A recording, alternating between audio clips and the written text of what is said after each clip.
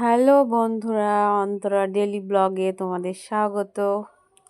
আজ তোমাদের সঙ্গে শেয়ার করব একটা ইউনিক ভিডিও।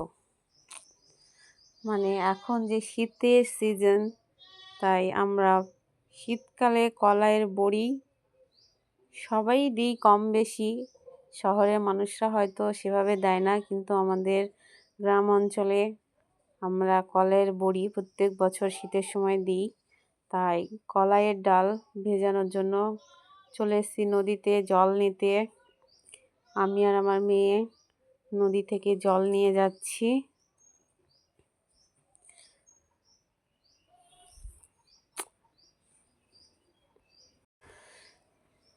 জল নিয়ে চলে আসলাম।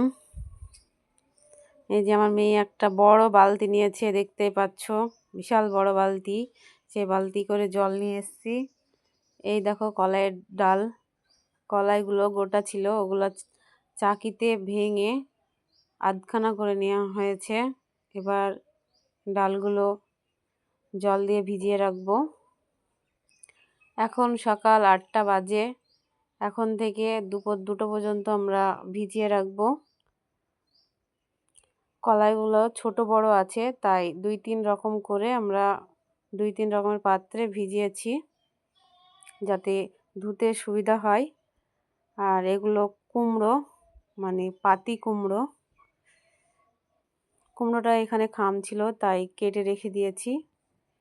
কুমড়ো এখন আমরা কেটে কুড়বো, ছোট ছোট করে কুড়বো, যাতে কলাইয়ের ডাল পেস্ট করার পর কুমড়োগুলো ভালোভাবে তার সঙ্গে মিশে যায়। তাই এখন কুমড়ো যে বীজগুলো আছে সেগুলো বাচ্চাদেরকে দিয়েছি ছাড়াতে।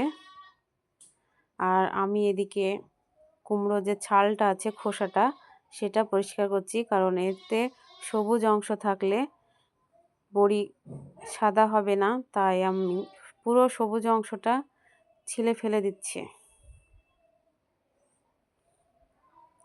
তোমরা দেখতে পাচ্ছ আমি খুব ভালোভাবে সবুজটা ছিলে ফেলে দিচ্ছি। আর ওদিকে ওরা বীজগুলো বার করছে।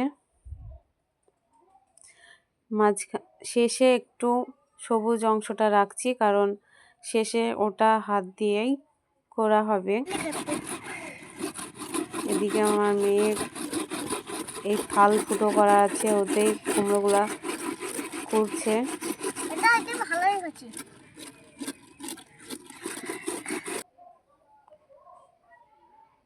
কুমড়ো কুড়া আরম্ভ হয়ে গেছে। আমরা কুমড়োগুলো সব ভালোভাবে কুড়ে নিচ্ছি। এবার এই কুমড়োগুলা তোমরা দেখলেই যে কুমড়ো কুড়তে কুড়তে আমার হাতটা একটু কেটে রক্ত বার হয়ে গেছে। এবার ওই কোড়া কুমড়োগুলো নিয়ে আমি ঝোলাতে রাখলাম, যাতে জলটা ভালোভাবে চিপে বার করে ফেলতে পারি। আবার এগুলো আমি নদীতে নিয়ে যাবো ভালো করে পরিষ্কার করার জন্য, যাতে কুমড়োর যে টক ভাব সেটা যেন না থাকে। কারণ এটা যদি ভালোভাবে পরিষ্কার করা না হয়, তাহলে যে টক ভাবটা থাকবে এটা বড়িতেও থাকবে, আর ওই বড়ি রান্না করলে খেতে টক লাগবে। তাই ভালোভাবে পরিষ্কার করে নিয়েছি। এবার আমরা যাচ্ছি ডালগুলো ভেজানো ছিল, সেই ডালগুলো নিয়ে নদীতে পরিষ্কার করতে। এই যে মাটির যে পাত্রটা দেখলেন, এই পাত্রটাই আমরা কলাইয়ের ডালগুলো ভালোভাবে ঘুষবো, ঘুষে পরিষ্কার করে ফেলবো, একেবারে কোনো নোংরা না থাকে।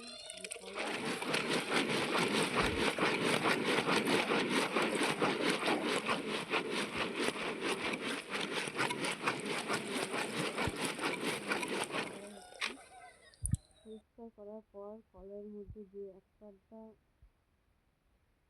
কালো খোসা আছে, সেগুলো আমরা বেছে বেছে পরিষ্কার করছি, কারণ এটা খুব সূক্ষ্ম জিনিস। কারণ একটা কিছু কালো থাকলে বড়িতেও দেখা যাবে, তাই আমরা ভালোভাবে পরিষ্কার করে দিচ্ছি।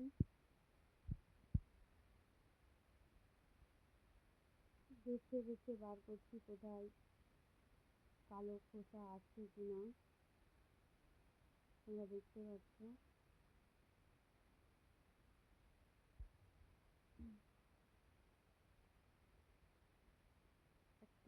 সব পরিষ্কার করে নিলাম। এবার সারা রাত এটাকে ভিজিয়ে রাখলাম। ভিজিয়ে রাখার পর পরের দিন ভোরবেলা এগুলো একটা মানে যাতে জল না জমে থাকে সেরকম পাত্রে রেখে জল ঝরিয়ে নিচ্ছি। এখন ভোররাত্রি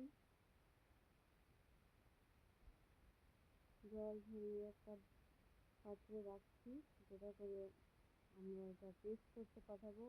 কারণ অনেকগুলো ডাল, তাই আমরা হাতে বাটবো না, মেশিনে পেস্ট করে আনবো। তাই একটা পাত্রে দিচ্ছি। আমার ছেলে নিয়ে যাচ্ছে এটাকে পেস্ট করার জন্য। পেস্ট করে আনার পর তোমরা দেখতে পাচ্ছ যেরকমটা হয়েছে। এই যে খুব সুন্দর, খুব স্মুথ, হাঁটতে ভালো লাগছে, আঠালো যেন একেবারে। এখানে আমরা বড়িগুলো বসাবো। এটাকে আমাদের এলাকায় বিচি বলে, তোমরা কে কী বলো কমেন্টে জানিও। এবার এগুলোকে কুমড়োর যে ঝুড়িটা হয়েছিল সেই ঝুড়িটা দিয়ে এই কড়াইয়ের যে ডালের পেস্টটা আছে ভালো করে মাখাতে হবে, এমনভাবে ফাটাতে হবে যেন খুবই সুন্দর মানে সফট আর ভালোভাবে ফাটিয়ে যাবে, ফুলে ফেটে যাবে। তারপর আস্তে আস্তে একটা একটা করে আমি বড়ি বসাচ্ছি। তোমরা দেখতে পাচ্ছ একটা একটা করে অনেক হয়ে যাবে, পুরো বিচিটা ভরে যাবে। তোমরা দেখো প্রসেসটা খুবই সুন্দর, একটু কষ্টের, শীতের সময় সব কাজটা জলের কাজ। এই যে